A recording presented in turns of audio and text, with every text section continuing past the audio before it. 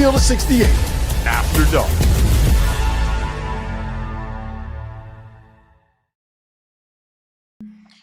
Welcome in to Tuesday, March 31st edition of Field of 68 After Dark, which means this is the last one. This is the last normally scheduled After Dark of the season, because starting tomorrow, we are going to be live from Indianapolis for the Final Four. So really excited about that. We'll have tons of content, tons of shows, tons of random great guests that will come through. So be on the lookout for that. But this is the last true After Dark of the season. Honored to be joined by Justin Jackson, North Carolina great, Mike LaTulip, who's fighting Illini, are obviously playing in the Final Four. We're on YouTube, we're on X, we're on SiriusXM College Sports Channel 84. Lots to get to tonight, fellas. At some point, we will probably discuss Tommy Lloyd's press conference and what he had to say earlier today about his interest or lack of interest in the North Carolina job. But let's just kind of recap first. And Justin, we'll start with you.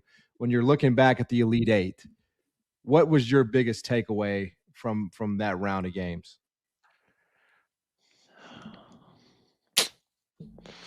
Do I do it? I would say I'm going to keep it unbiased. I'm going to say that Terrace Reed is legit.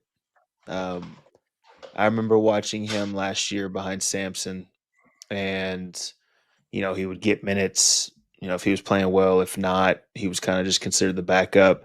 And I remember it was one of their first games. I can't fully remember what game it was, but it was one of their first games, one of the, mid-majors that kind of come in. You pay them to come in, kind of beat up on them. And the way he was playing, I was confused why he was the backup. And now you fast forward to the tournament, and it helped to have a 31-27 game, but he's averaging 22 and 14. And the game against Duke, first half, they didn't have much to show other than Terrace Reed. And I think just kind of through this tournament, he's shown that he can be somebody who you can feed the ball constantly, and he can take you to where you need to go. So that's probably my biggest takeaway, is just how good he's been and how good he really is for this team. Can I follow up? Because you said you were going to give us your unbiased. I would really love to know what your biased takeaway would be. Well, I think, my former team, as you can tell, the jersey in the background might not be able to see the logo, but we caught a lot of flack for giving up that comeback to VCU. Rightfully so. I'm not taking any of that away. But then in regulation, Duke proceeds to give up a 19-point lead. Part of that is UConn and how well they played in the second half, but a lot of it goes to some of the mistakes, some of the non-adjustments, some of the things that happened in that second half that didn't go Duke's way. So, I mean, if we're talking about a takeaway, I think it's just the way UConn took that game from Duke, or if you want to look at it as the way that Duke kind of gave that game away. So whichever side you stand on, I think that's the hottest topic, right?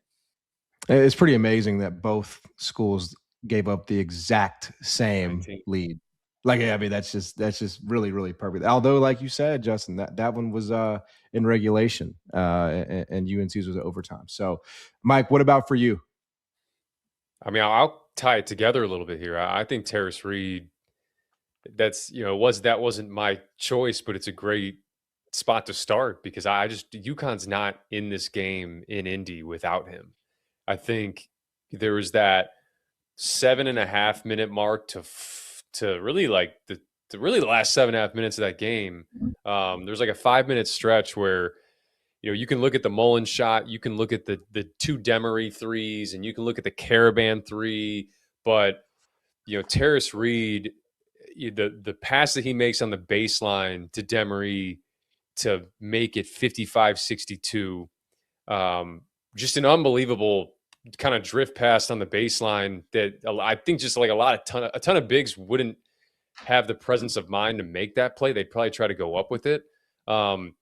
And then he had another pass to Solo Ball when Solo Ball kind of cut along the baseline, and Reed was kind of getting into his motion to put up one of his hook shots and like turns and sees ball and fires it to him, lays it in. And then he had 2 huge defensive plays.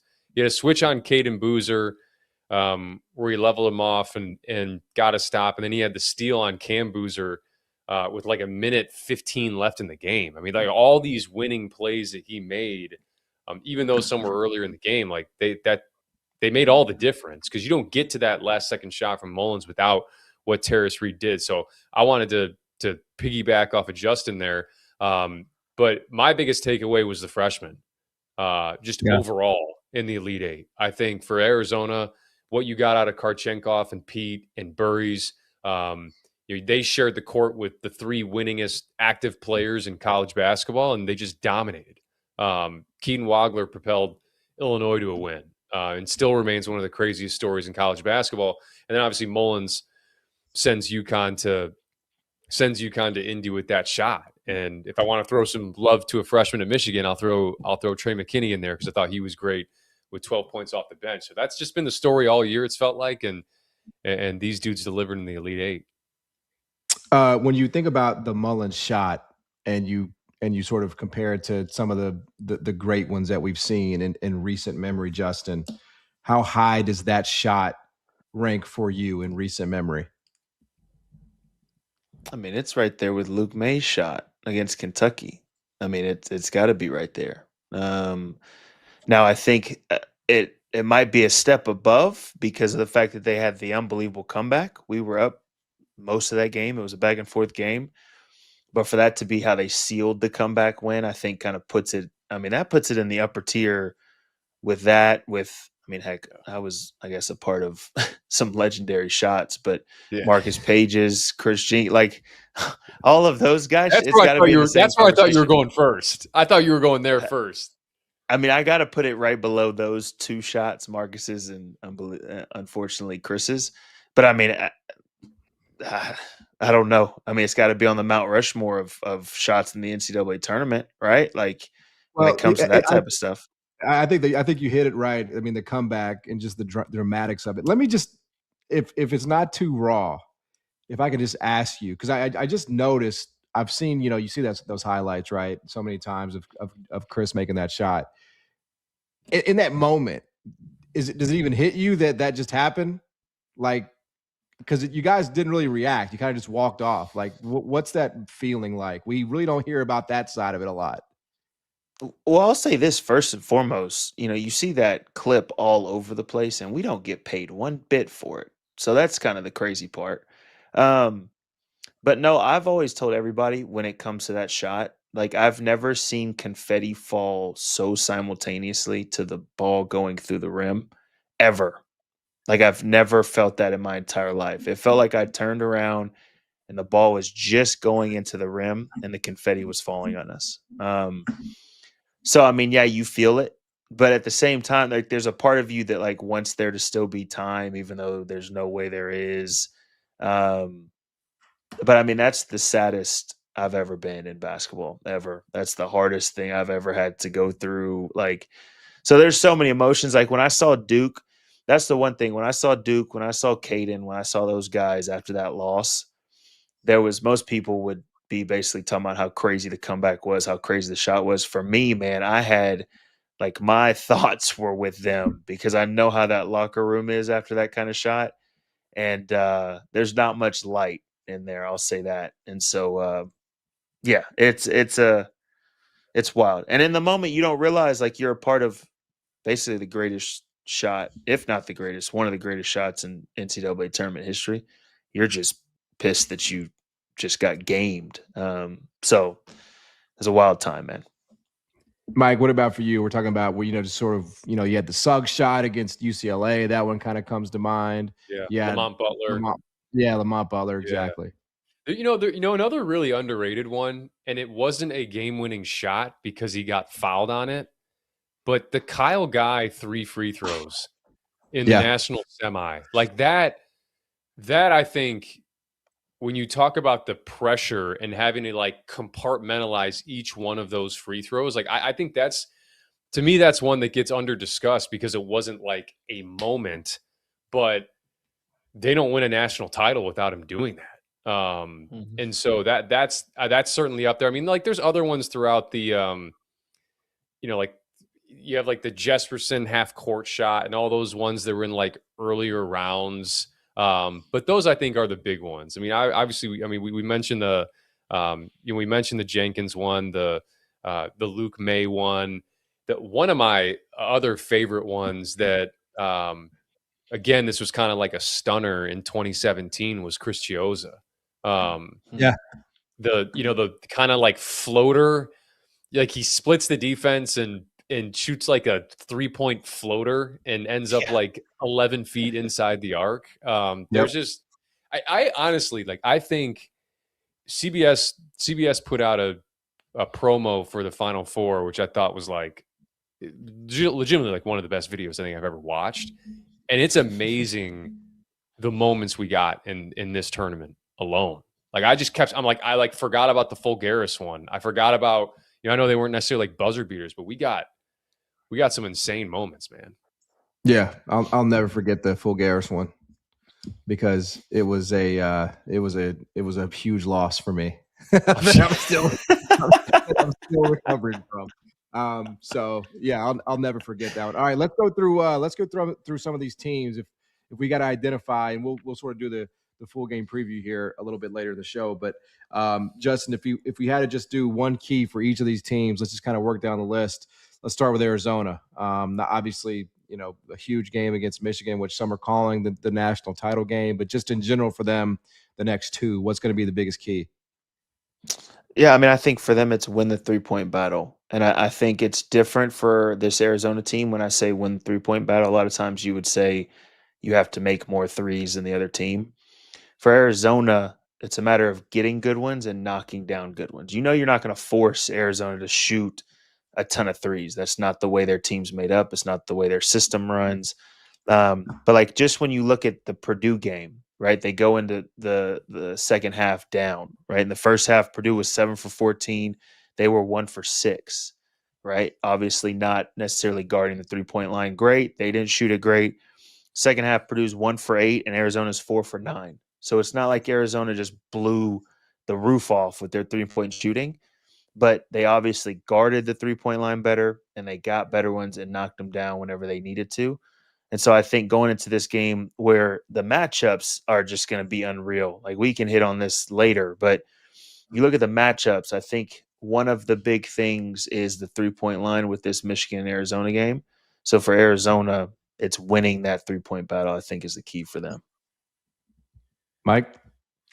Yeah, I mean, it's a great point from Justin, and I would just say like the paint ownership, because I think both of these teams are so potent down there, and the way they get down there is similar in a lot of ways. Like they create very early advantages. I think, I think this year Michigan has given up 40 plus paint points 2 times, and Arizona averages 42. So like there's something's got to give there. And so like I'm a big believer, like when you get in these type of games, like you got to be like, you have to be good at what you're good at in these games. And so Arizona owning the paint has to be first order of business, because that's what triggers a lot for them, including those quality catch and shoot threes. All right, I'll just come right back to you, Mike, just to piggyback, obviously, their opponent, Michigan. What would you say the biggest key for Michigan is? I think limiting second chance opportunities. I think when you look at the teams that Michigan has struggled with in that category, it hasn't necessarily led to losses at times. Against Duke it did, but when they've played against double bigs, because of the way they switch 1 through 4, a lot of times, like you'll see Burnett and Cadeau, sometimes they get wrapped up with an Estrella, or who had, Tennessee had 16 second chance points against them. Illinois had 20 on them, and Duke had 18. And Duke was the only one to win in that game. But you got to take care of those second chance opportunities and not allow them, because Arizona is so good at winning the margins in other areas, the free throw battle, on the glass, all those things. So That's where I think it's got to be for Michigan, especially when they rotate, when they have Pete, when they have Awaka, when they have Krivas on the floor at the same time. Yeah, Justin. I think it's one player. I think it's Elliot Cadeau. Like when I look at, like I said, the matchups, right? We talk about the inside. We talk about how big Michigan is. We talk about how Arizona dominates. We talk about how the 3-point line has kind of been the question mark for both teams. But then we look at Arizona and Jaden Bradley's Big 12 Player of the Year, All-American. Some of the things that he's done just throughout this season itself is so impressive. And Elliott, a guy who obviously I saw for a few years at North Carolina and then coming to Michigan, it was like a breath of fresh air, right? Like you look at the way he's played this year, he's played so much more confident, shooting the ball more confidently, obviously surrounded by so much talent. So it makes it so much easier on him. But when you look at the games against Purdue and Duke, there was one thing that both of those teams did, and they dared Elliot Cadeau to shoot from the outside, right? And he didn't shoot it great. I think he was 1 for 5 from 3, 1 for 6 in the other game. He didn't shoot it great. And so when you go into a game like this, it's always finding the small things that can get you ahead. And is that something that maybe Tommy Lloyd and this Arizona team is going to do? Force him to shoot or force him to be the guy who has to score for this Michigan team on a consistent basis? And if he's able to, I think Michigan comes out with a win. If he struggles or goes cold or whatever it might be, it's going to be a struggle at times because Arizona is just going to continue to do the same exact schemes against him. So I think he's probably the biggest factor for me when it comes to Michigan in this particular game. By the way, Mike, I noticed your face when I said the trope that everyone is saying this week, which is Michigan, Arizona is the national champ. I saw your face. So and I get it. I'm not saying that it is, but other people are saying that it is. You've heard it. But I've heard it. Obviously. Yeah. Sure. Yeah, but you don't. You think it's disrespectful. How could you possibly say that's the national championship game? I think it is disrespectful. I mean, I understand these are two titans clashing. I get that, but you got to play the freaking games, man. Disrespect his team, man. Don't you do it. And no matter who wins between UConn or Illinois, that's going to be a lower possession game for either Arizona or Michigan. So anything can happen, man. But yeah, I'll stop there. I'll save it. I'll save it for this week. We'll have plenty of that. Yeah. Okay. Let's go through that one really quick, Justin. Biggest key for Illinois against UConn, and if they advance in the title game. Yeah, we talk about Terrace Reed for UConn. I think Illinois is just dominating the glass and the paint. Like you look at the game that they just played. I mean, there was no chance of stopping them on the inside, right? I think it was 17 offensive rebounds and like 40-something points in the paint against Iowa. Now, Iowa's a smaller team than UConn, but I think for them, it's a matter of doing that because then it just opens up everything else for Wagler, for Boswell, for Stojakovic, like all these guys, Jake Davis, like the shots that they shoot from the outside are like a second more open than they would be normally. So they got to dominate the glass and the paint against this UConn team. Mike? Yeah, I think it's a continuation of the defense and the toughness that this group has showed in this tournament run. I mean, I think that first matchup against UConn, I mean, as arguably, you probably throw the Nebraska game at home for Illinois, but arguably their worst defensive performance of the season was against UConn in November. And I think now you just look at the gear that they've hit on that end. I mean, in the tournament alone, teams are shooting 35% in the half court against Illinois. Iowa had 1 2-point field goal in the second half of that game. Their opponents are shooting under 30% from three. And I think they gave up 8 shots combined at the rim and in the paint against Iowa. And I get Iowa's a different animal than UConn, or I guess I should say UConn's a different animal than Iowa. But that's just what's got to continue because that's allowed them to then let their offense work, the number one offense in the country, let that work for them to an even greater degree because they're not putting so much strain on it. So that's the biggest key. It's got to be on that end defensively, and it's got to be with the toughness, the griminess. And they'll just come back to you for UConn. Other than Dan Hurley wearing the same clothes, which, you know, he says he's 18-1 in that suit that he's brought with him since Rhode Island. What else is the key for UConn against Illinois? Yeah, I mean, I don't want to simplify this too much, but they got to make shots, man. Like they got to make outside shots. That's kind of what I'll and for Illinois, you know, this year teams that have shot below 35% on them, Illinois is 21-2. They're 7-6 when teams shoot above 35% on them. So, you know, like they've obviously won games when that's happened, but they've lost more than they've than if they've shot below 35%. And I just wonder, like, does that shot from Mullins kind of give him a new lease on life? Shooting the basketball, does the solo ball thing finally course correct in Indy? Like those are things that for me as an Illinois alum, I'm kind of terrified of. I'll be honest. In addition to Terrace Reed, because now he's attracting so much attention and he's processing at such a higher level and making the right reads, which makes you question how you guard him down there too. So the shooting is where it starts, I think, for UConn. Terrace has been unbelievable. Justin? Yeah, I think to that, I'm going to hone in on Mullins and Caravan. Now, I think the Duke game, people just kind of look at Caravan's stat line, especially in that first half. But the fact that he was having a battle against Cam Boozer all game long, that takes a serious toll, right? Like he hasn't had to battle on that end necessarily all year, anywhere close to what he had to do against Cam Boozer. So when you come on the offensive end, you have no legs. You're probably still trying to catch your breath. Heck, the coaches always say, get a rest when you go on offense, right? But he obviously has so much on his shoulders when it comes to shooting the ball, stretching the floor, things like that. And so it's for me getting both of those guys. Now, solo ball, I'll throw him in there as well. He struggled obviously as of late and kind of throughout the season, been inconsistent. But the way that Caravan and Mullins, they didn't, go crazy in the second half by any means, but the way that they were able to make timely shots in that second half against Duke made it look completely different than it did in the first half. Because even in the first half, Terrace Reed had a great half, but there was also times when guys could come in and dig off of their guy. They could come in.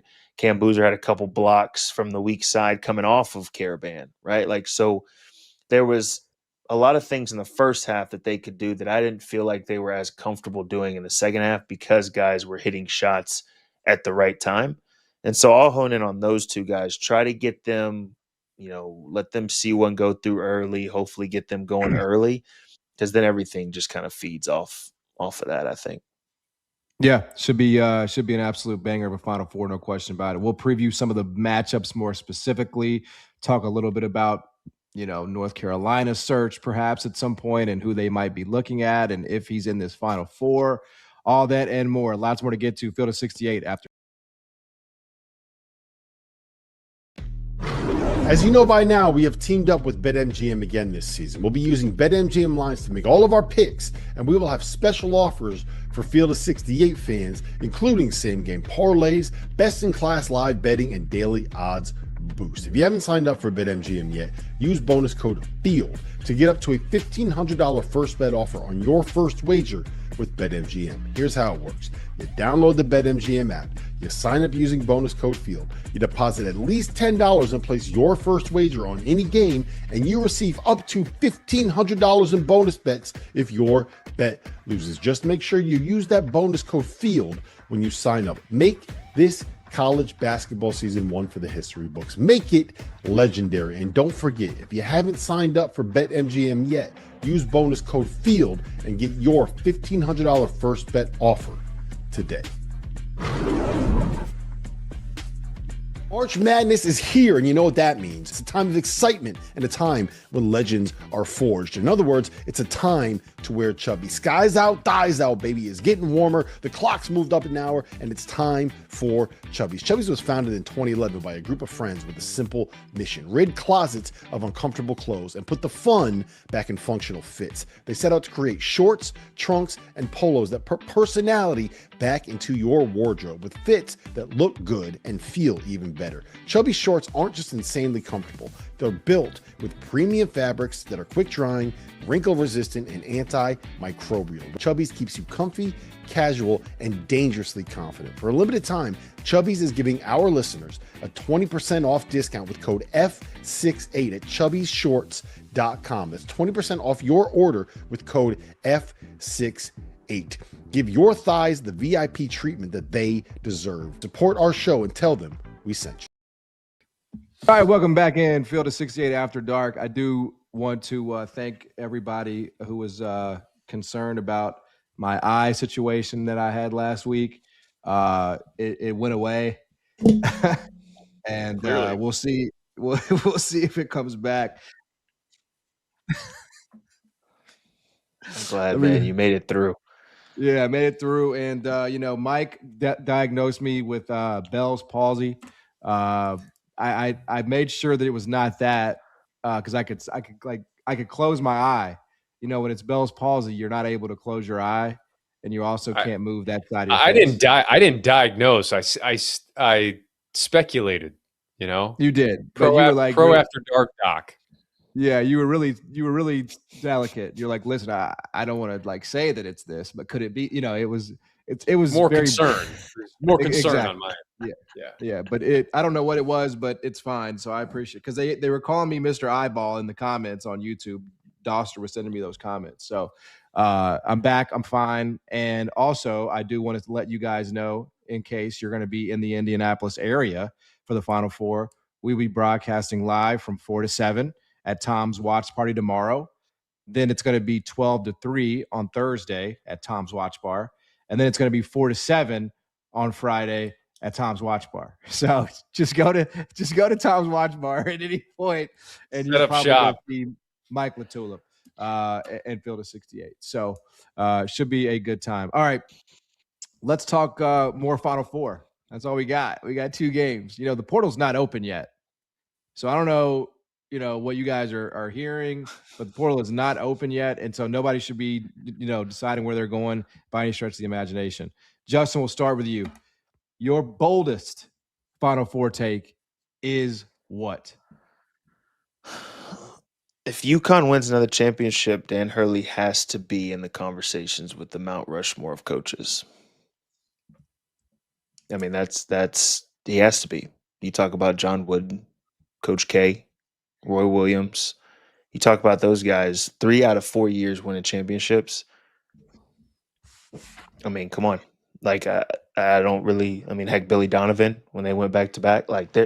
There's certain credentials that you have to reach in that conversation, and 3 out of the 4 national championships, it's got to put you somewhere in the conversation. You might be on the out looking in, but it's got to be somewhere in the conversation. So that's my bold take. Yeah, I mean, and it feels like, where's he going, right? I mean, I don't know if he could catch Coach K at 5, but I mean, you can etch another face in there. I don't think you can boot anybody out, but you can etch another face in there. Go and put them on in there. I wouldn't argue that. Especially this modern era, right, where it's almost harder to do it, in my opinion, because of all the stuff you have to work through with the portal and NIL and keeping up. Not that they're hurting, but it's just tough. Back in the day, guys had to sit out a year to transfer, and that was a real penalty. That was a thing. So I tend to agree with you. Mike, what about you? Now I'm thinking mine is a little less bold. But I actually do. I mean, I think it's definitely, I think that's like a very good take that Justin just had. Because I think I'm in agreement on that if he does get this win. Because I mean, outside of Caravan, this is a new group, man. Like, this is a really new group. I think Solo Ball was only a few minutes a game on that 24 team. But outside of that, like, he's done this with an all new group, and so I'm with Justin on that. Mine is probably a little bit more I don't want to say conservative route, but I think a freshman wins most outstanding player. And you have a few different options from a few different teams. Like, I think I think Berries can do it. I think Pete can do it. I think Karchenkov can do it. I really do. I think the world of that dude. And obviously for Illinois, Keaton Wagler would be the odds-on favorite there. And but I wouldn't put it past David Mirkovic. And what if we get just an otherworldly 2-game Braylon Mullins heater? Yeah. Like that's not off the table either. So I think we got a real shot at seeing that. Despite, you got Yaxel, you got Jaden Bradley, you got a number of guys that could potentially secure that. But it would be pretty fitting with the way this season has gone to this point with these freshmen. All right. We're sort of working through superlatives here because again we only have 2 games. I think this is going to be a sort of a controversial and difficult exercise, but Trevor has asked us to rank the coaches that are playing in this Final Four, which means somebody's got to be last, right? I mean that's the thing. So Justin, if you'd like, you can kick us off. I mean, I'll put Hurley number 1. Right below him, I'll go 2A, 2B, Dusty May, Tommy Lloyd. And then obviously, like you said, somebody has to be considered last, but Brad Underwood is not by any means last on many lists when it comes to coaching. I just think Dan Hurley, like I talk about, 2 championships already. If he wins this, it's 3 out of the last 4 years. I think with Dusty May, it's the experiment, I guess, if you want to. Maybe that's not the right term. But coming into the season, it was like, hey, we're going with 3 bigs. We're playing a guy that's been a 4 or 5 his whole college career. We're putting him at the 3. And at first, it didn't start out great. And then now, look at where they're at, right? He brings in a guy in Elliot Cadeau who at times struggled to shoot the ball, at times with confidence, struggled at North Carolina. Comes in and has him looking like he's a completely, I don't want to say better player, but way more confident, way more comfortable. But then you look at this Arizona team with Tommy Lloyd and the way that it's a well-oiled machine. Every time they step on the floor, you know what you're going to get and you still can't stop it. And then obviously you talk about Illinois, Brad Underwood, everything that he's done. Heck, recruiting all the international guys that he's always done and the success that he's had with that. So that's my list, kind of 1 through 3, but 1 through 4. All right, Mike. I'll go. The dude that's won 2 titles is number 1, and the dude that's taken a mid-major team and now in his second season at a high major to a Final Four at multiple stops is 2 for me. I thought Justin made a great point there. Like, you watch Cadeau and you watch it's very reminiscent of those FAU teams where like those dudes played empowered. And, I think that's the same thing with this Michigan group. I think Dusty May understands, like, you see some of the stuff, like there's some characters on that team. There are some characters. And I think Dusty realizes that, and I think there's so many different points throughout the season where like he knows just the right strings to pull, buttons to push, to allow this group to still stay loose, but also like no kind of wind to reel them in. So he's done a great job with that. And then I'll go, I'll take the cop out route here too. I'll go 3A, 3B. I'll go 3A Brad Underwood, and I'll go 3B Tommy Lloyd. I got to put the two dudes that have been to the Final Four multiple times. Like those guys are 1-2. And for Brad Underwood, it's just the ecosystem and infrastructure that they've created for development, and their eye for talent, evaluation. Your evaluation of Keaton Wagler is a big reason why you're in Indianapolis when one other high major school was on him. So that alone, I think, vaults him to the 3A spot. But 3B, Tommy Lloyd, it's like you got a guy who's potentially the front runner or could be the next coach at Carolina. And we're talking about him as potentially the 4th guy in this Final Four. It's insane. I think it speaks to the coaching we have there in Indy. Mike, let me follow up real quick. Just on Keaton Wagler, because I'm just thinking the last, because we hear about these numbers and just what rosters are going to cost in 2026 and beyond, and just what the average is going to be. Like, I genuinely think we will never see a value on a roster like Keaton Wagler.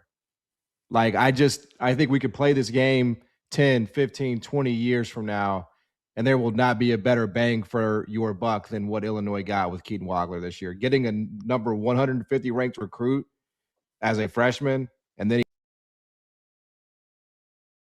I don't know. I'd be surprised if there's ever a better value than that, Mike. I don't think we'll see it ever again. I really don't. I said this, I mean, after the Purdue game earlier this year, what he did following it up with the Nebraska game on the road in Lincoln, like, I don't think we'll see this again. I don't think, it's crazy in this day and age because there is so much access to some of these guys. Like, you can now watch. It was different for when Justin and I played in AAU. Like, you couldn't watch games on Synergy. You couldn't like filter stuff down or find games that were streaming online for AAU. And like, there's all of that now. And yet this guy still, goes under the radar. It's remarkable. And obviously, I don't know if you guys had heard this, but just within like the Illinois beat, they've talked to Keaton's parents, and Keaton's parents even coming in this year were like, yeah, we hoped he like gained a few pounds, and like we were cool if he got some time. We thought he might redshirt. Like, this is crazy stuff, man. Like, most outstanding player of the region to get to the Final Four, first team All Big Ten. He's an All-American. Like, it's completely unheard of. Completely. Yeah. Okay. Can we talk a little bit about Tommy Lloyd's answer while we're on the subject of coaches and ranking them?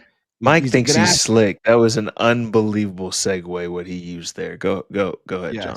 Go ahead. Yeah. He I mean, I will say he's been asked about it now multiple times. About the Carolina opening, and he just wanted to reiterate that he's not distracted. We're distracted, which was like a diabolical answer. But I guess what else can he say? Just as a UNC alum, Justin, I don't know where you're at on him, but just what did you think of that answer and what he said leading up to all the speculation? Yeah, I mean, now that we're kind of out of the storm that was for about a week and a half of, what's North Carolina going to do? Are they moving forward? Whatever. I mean, some of the names on the list, really none of the names on the list would I be mad at stepping in, to be the North Carolina head coach. I mean, it's hard for me not to sit there and say, you look at some of these coaches that have basically flat out said no, right? Like TJ Otzelberger at Iowa State was basically just no, right? Some of these other coaches was a no. I haven't seen him really say no, and whether that's just him saying, I'm focused on the team, I'm focused on this moment, and whatever happens after that happens, I don't know. But one thing that I think, you can talk about names of coaches, you can talk about a list of coaches, but when I look at this Arizona team, and I've been telling people this all year long, when I look at this Arizona team, it looks exactly how the North Carolina teams were under Coach Williams.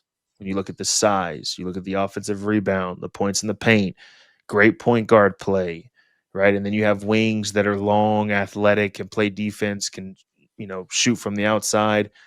It looks so similar to those teams. Now, would he be able to, replicate that at North Carolina? Who knows? Who really knows what would happen if he was, coaching the Tar Heels? But that, for me, is what's so intriguing, is like this team that he has reminds me so much of those teams that had a whole lot of success, and kind of is what people are wanting North Carolina to return to when it comes to the success level.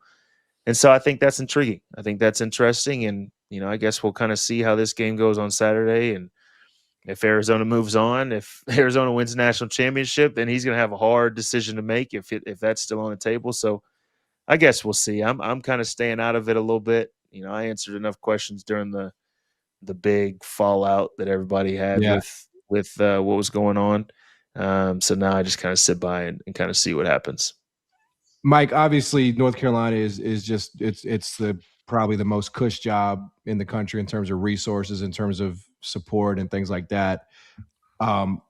Is it a situation where you leave if you're Tommy Lloyd though at Zona? Because I mean that's a great job too now, and you're not measured against a rival in your league the same way that North Carolina is every single year. Is it one of those situations where you only leave if you don't get the support you're looking for from Zona? Like, I'm just curious what you think about that move. I think the support would be, I don't think it would be a situation for Tommy Lloyd where it's like, if it does get to the point where North Carolina really does get seriously involved, that he's not going to hear out Arizona. Right? You would think that would be the approach. The thing, I mean, and going off of what Justin said there, I think the key component, beyond like the actual the roster building positionally for Tommy Lloyd is look where college basketball has trended the last couple of years with the international flavor, and Arizona has been on the forefront. Gonzaga has been on the forefront. When Tommy Lloyd was there, they've been on the forefront for like 20 years with that. And so that's another key component that you could be bringing over as well. In addition to just being Carolina, like now you got these relationships that I would imagine you could carry over, to Carolina. And I think, the other thing as well is like these press conferences always make me laugh because I think for Tommy probably isn't distracted by it, but it's like Kevin Willard last year where like clearly something was going on behind the scenes, and it doesn't mean that Kevin Willard himself is having those conversations. Right. Like it's not like the game is going to take place Saturday and then, Bubba Cunningham and Tommy Lloyd are going to be at St. Elmo's on Sunday night. Like that's just not, there's representatives, there's all sorts of like back channel conversations. So like Tommy Lloyd can sit there and be truthful in like, I'm not distracted. I don't know what you're talking about, when like there could be stuff going on behind the scenes. Like that's how this, to me, that's how this stuff works. I'm not going to act like I'm an expert on it, but Tommy Lloyd isn't like, hey, we just wrapped up film, let me hop on a Zoom with Carolina. Right. It's so right. I don't know, but to put a bow on it. And Justin just mentioned it too. Like you win a title. I don't know, man. I mean, you would think after winning a title, that's more backing from Arizona. That's more, hey, what do you need? An even stronger infrastructure, an even stronger recruiting pitch. Like that'd be tough. I would just ask. He's in the Final Four. Like if he's going to get it, he should be getting it, regardless of if they win on Saturday and then again on Monday. I mean, I feel like he's broken through. Arizona should be giving him what he wants, and if they don't, he should leave. I mean, I think it's that simple. So yeah, you know what? Somebody brought this to my attention too, and this is a side note, and there's a little more to it than just this. But if you think back to when Roy Williams went back to North Carolina, he left after a Final Four at Kansas, right? And so now it was Dean Smith asking him to take the job, and Dean Smith is like his everything, right? So that's a little bit different. But I think the Final Four and that whole aspect of things, the championship, I think, is where you it's a really tough decision, because now you've brought something back to Arizona. They really have no choice but to support you even more. Like if they don't, then yeah, it's an easy call. Like I just brought you a championship, I'm out, right? But I think the Final Four itself, if they lose, I think it gets a little bit, I think you start maybe seeing some things, whether he's leaning one way or the other pretty quickly. But making it to the championship, that makes the decision hard for him. Definitely that. I think we'll maybe get into this too, which is like who we think can maybe get back to this spot next year. Arizona's losing a lot, man. Yeah. They're losing a lot. It's true. We will discuss that when we get back. We'll have these guys weigh in. We'll get some picks on the Final Four on Saturday, and a whole lot more on the other side. Field of 68 after dark.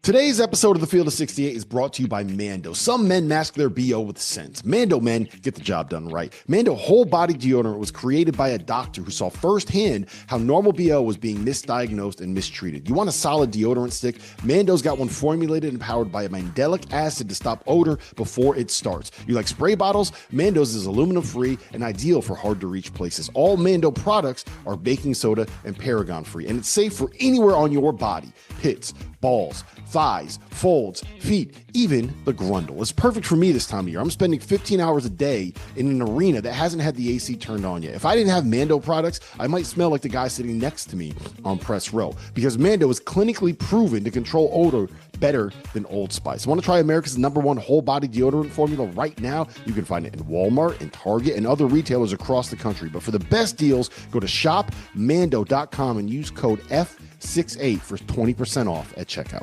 It's 2026. Everything in our world has leveled up. Our phones are supercomputers, your car parks itself, but your razor is still flimsy and overpriced. That's where Harry's Plus comes in. Harry's Plus has an advanced pivoting system to reach every corner of your face. It has refined blade tech for a close and smoother shave, and has a weighted metal handle for added control and comfort. Most importantly for me, Harry's Plus has German-engineered blades that are honed at 3 different angles to cut hair cleanly and without razor burn. I may have a beard, but I still need to shave my neck to make sure I don't look like Paul Gasol. And with Harry's, I have never dealt with razor burn, painful bumps, or the kind of nicks and cuts that you get with drugstore blades. If you don't love your shave, Harry's will make it right, no questions asked. There's zero downside to giving it a shot. For a limited time, our listeners get the Harry's Plus trial set for only $10 at harrys.com/F68. This set includes all new Harry's Plus razor, 1 refined 5-blade cartridge, a 2-ounce foamy shave gel, and a travel cover to protect your blades on the go. Just head to harrys.com/F68 and tell them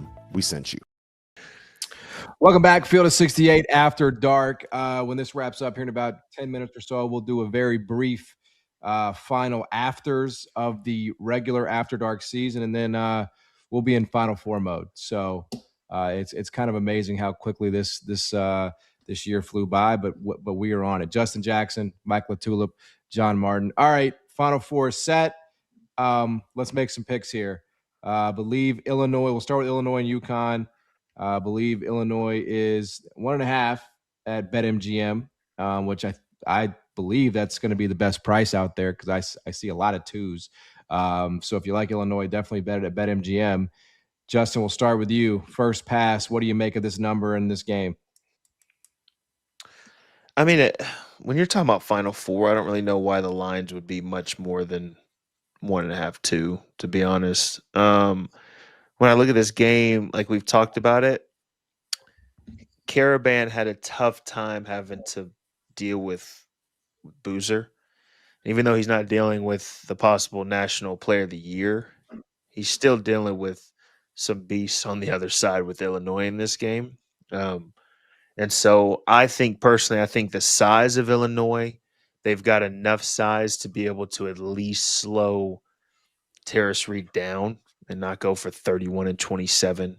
And I think it's going to be a tough matchup on the other end. And also, with that being said, Dan Hurley's adjustments throughout the game from one half to the next or from one play to the next, I think is like unmatched currently when it comes to the college game. And so will there be adjustments throughout the game? 100%. But I just think Illinois' size, if they're able to really solidify themselves in there, I think that's going to give UConn some trouble. So do you lean? Which way do you lean at right now if you had to put a bet in? I mean, I'll go 1.5. I mean, for me, anytime the line is like 1.5 or 1 or whatever, it's like, I mean, it's basically money line, right? Like, so it's like I'll go 1.5 Illinois. Okay, so he likes the Fighting Illini in the game here. Mike, are you in agreement? Do you have the heart and commitment to pick against the Illini? I mean, that's really the question.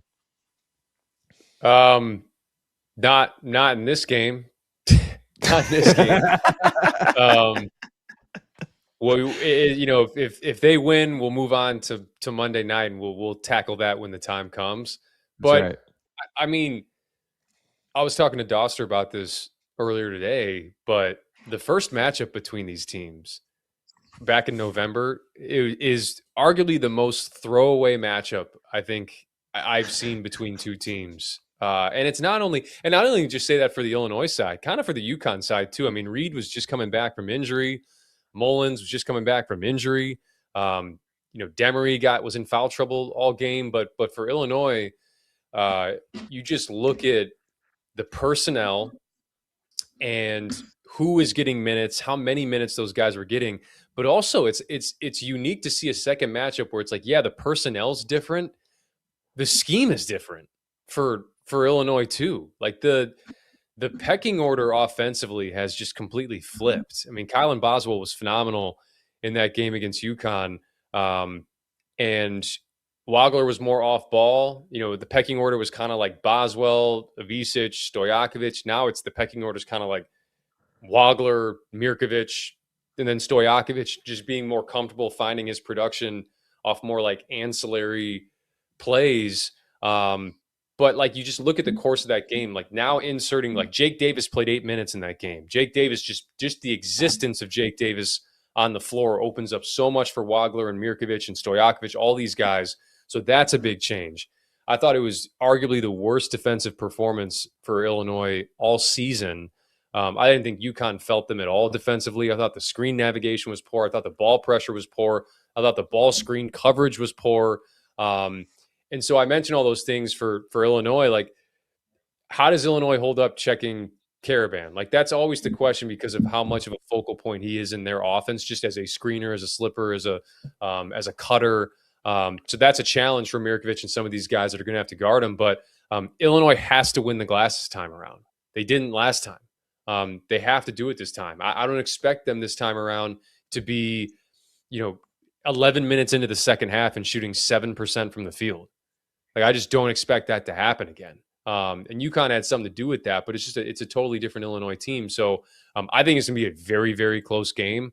And I have Illinois covering, provided that Mullins heave doesn't all of a sudden spark some sort of crazy flurry in Indy. But I got Illinois in this one, advancing to national title. Hard to fade Dan Hurley in these spots. I'll say I don't have anything in this game, but I will say for Illinois, the way that they've been winning in the tournament makes me a little more comfortable with them. Like, they're not having to score 80, 90 points. I mean, they're in the mud and they're happy to be there. They've been grinding these games out, and that's what you're going to have to do against UConn, right? Like, you're going to have to grind that shit out. So that was the question. Right. It was like that after this first matchup. That was the question. It was like, can this Illinois team, can they win the grimy ones? Like, when it's not pretty, can they win the grimy ones? And whether that's like questioning a team's toughness or not, they've answered that bell certainly at times throughout the regular season, but they've definitely done that when you beat Houston in Houston, kind of at their own game. When you get an Iowa team that wants to pull you into the mud, and you just kind of you're comfortable in those low possession games. I just like all those things. I think contribute to me feeling good about Illinois in this game. Yeah, again, I don't have anything, but I would lean Illinois. It makes me a little nervous that we're all in Illinois. You're damn right. Yeah, you're damn right. Because it's like I do like UConn just might be a team of destiny at this point. With that shot going in and that turnover, like there's not a lot of basketball analysis with that. You know what I mean? But it's like at some point I have to, like, the universe might be telling us something here. All right, Arizona, Michigan. I don't, it's unfortunate that this isn't a title game because you feel like both these teams certainly are deserving to play in the national championship game. But the way it works is only one can advance. Michigan is out to -1.5, money line -120. Justin, how do you handicap it? I mean, I have Arizona winning the whole thing. And that was even going through Michigan in the championship game if that's where they met. I just think when I look at this team, the matchups, both of them have size. It's going to be the point guard position. Like, who do you trust more, Jaden Bradley or Elliot Cadeau? And like I said before, Elliot's played extremely well this year, right? Has been way more confident, has shot the ball way better. I mean, he's one of the best passers, if not the best passer in college basketball. And so it's tough to go against how well he's played. but Jaden Bradley is so steady. Like you're not speeding him up. You're not getting him to do something outside of what he needs to be doing for his team. But the number one matchup for me is, and you hit on it, Mike, Karchenkov and Lindenborg. I think that matchup is going to be, talk about heavyweights. Like you look at the way Yaxel has played throughout this tournament. I mean, it's a man amongst boys, right? Like there's been nobody that's been able to really slow him down at all. Even though he's a freshman, there's another man on the other side, right? I haven't seen a defender like Karchenkov in college basketball all year long, from the size, the physicality, the athleticism, like everything that he brings. It's gonna be a matchup, and so I lean towards Arizona just because I've said it. Now I think it's going to be a lower scoring game than maybe that over under is saying. I think it's going to be a battle, but I lean Arizona. Like I would take plus 1.5 Arizona if I had to take it. Heck, even take Arizona money line possibly, but it's going to be an unbelievable game. Mike?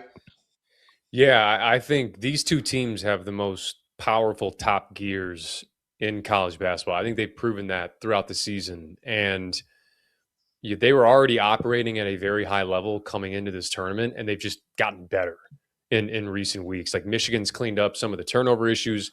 They're shooting the cover off the ball. Arizona has 100 points in the paint their last two games. That's like absurd.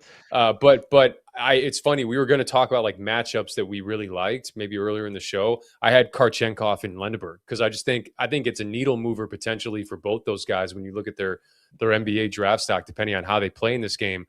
The last point that I'll make is because we'll have plenty of time to obviously talk about this, but you touched on Cadeau, Justin. Like I think him being contained as a facilitator, like the 42% that Michigan's shooting from three in this tournament is I don't want to say it's all Cadeau because Lindenberg and just their overall passing ability has a lot to do with that, but he triggers so much of it because he gets downhill, he gets into the paint, he burns you, you can spray it. And that's the tough part. If it's like, are we going to guard him? Or are we not going to guard him?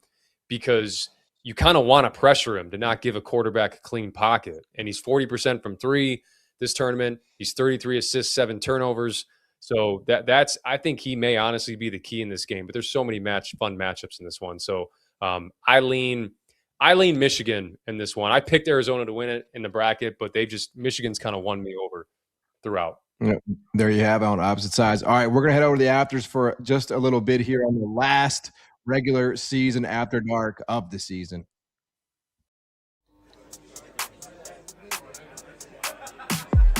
These my DJ Burns things I had for us. Taking them into the depths of Alaska and just dropping them off. The first person that's going to die got to be one of the black guys. We're not going to make it to the end of the movie. That's like asking somebody, do they want to get a prostate exam or a damn gunshot wound?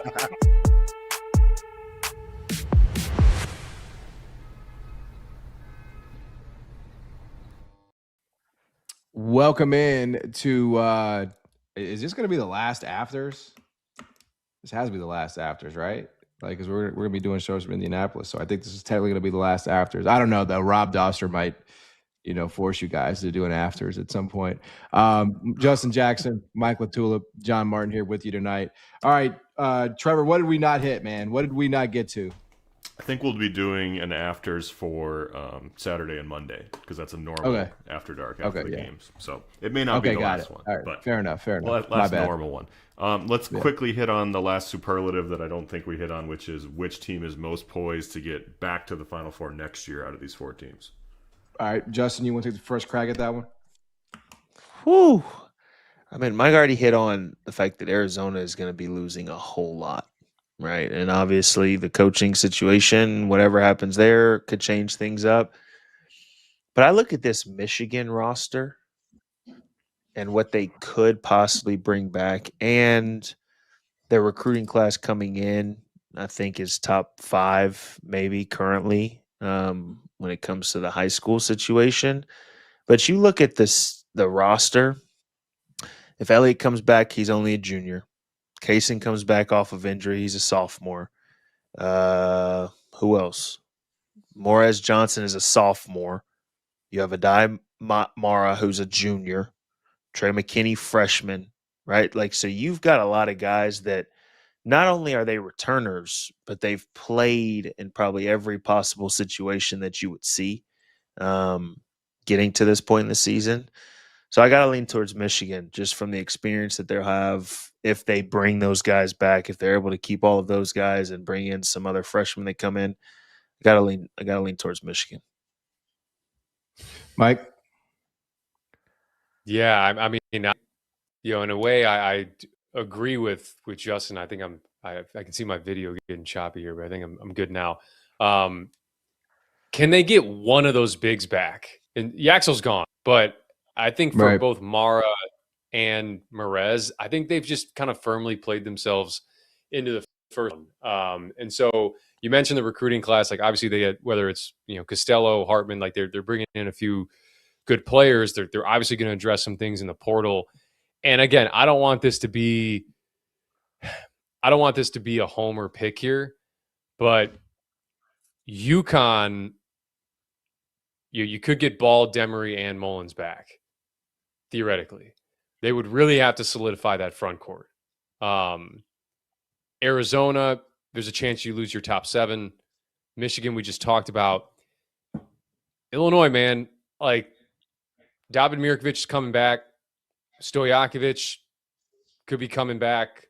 You got the twins. Jake Davis will be coming back. That is like a foundation. And then we've just seen how effective Illinois has been as evaluators, whether it be in the portal, whether it be high school. Like Ethan Brown's a guy that is another like Keaton Wagler type that's flown a little bit under the radar. So honestly, like I'll probably say Illinois because I think they return the most, and I think they return the most at the most important positions. And to me, like we've just seen what's worked here in the Final Four the last 2 years, and it's in the front court. Yeah, I think I think both are really good answers, and it'll depend, again, on those first round decisions as it always does. But at least it does feel those two guys. Those two guys are playing themselves.